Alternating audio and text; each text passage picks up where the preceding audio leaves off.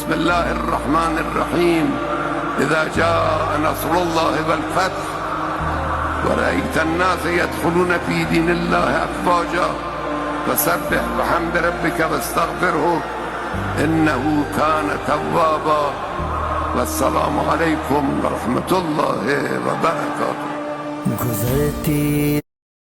اللهم املأ قلوبنا شوقا لك وخشية منك وتصديقا وإيمانا بك وفرغا منك وشوقا إليك يا رب العالمين. اللهم ألحقنا بالصالحين واجعلنا من صالح من بقي. اللهم أعطنا نصرا من بقي.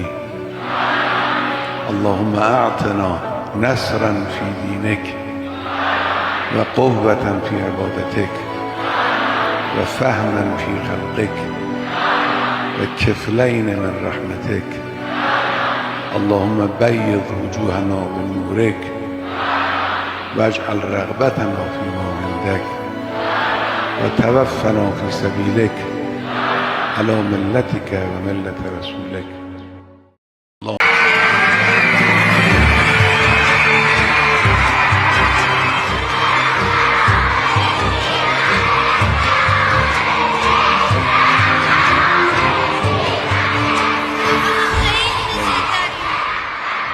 ما هم شما رو خیلی دوست داریم. زنده باشید. الله اکبر.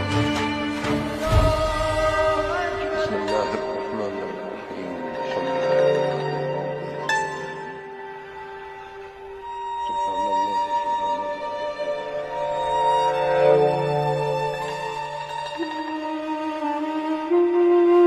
سبحان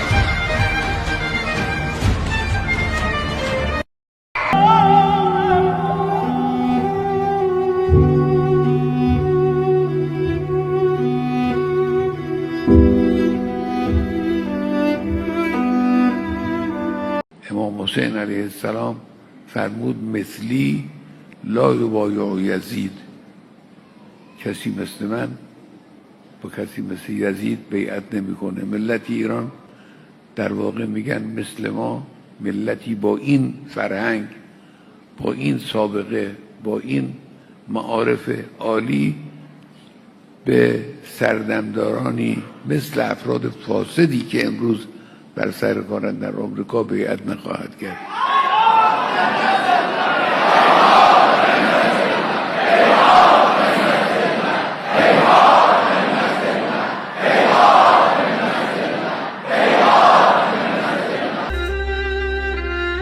السلام عليك يا بقية الله في أرضه.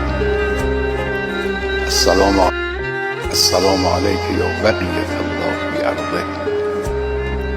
السلام عليك يا ميثاق الله الذي أخذه ومكده. السلام عليك يا وعد الله الذي ضمنه.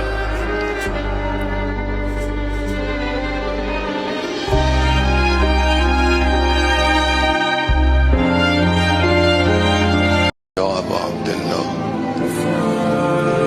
إني سلم لمن سالم. من جان ناقابلی دارم جسم ناقصی دارم،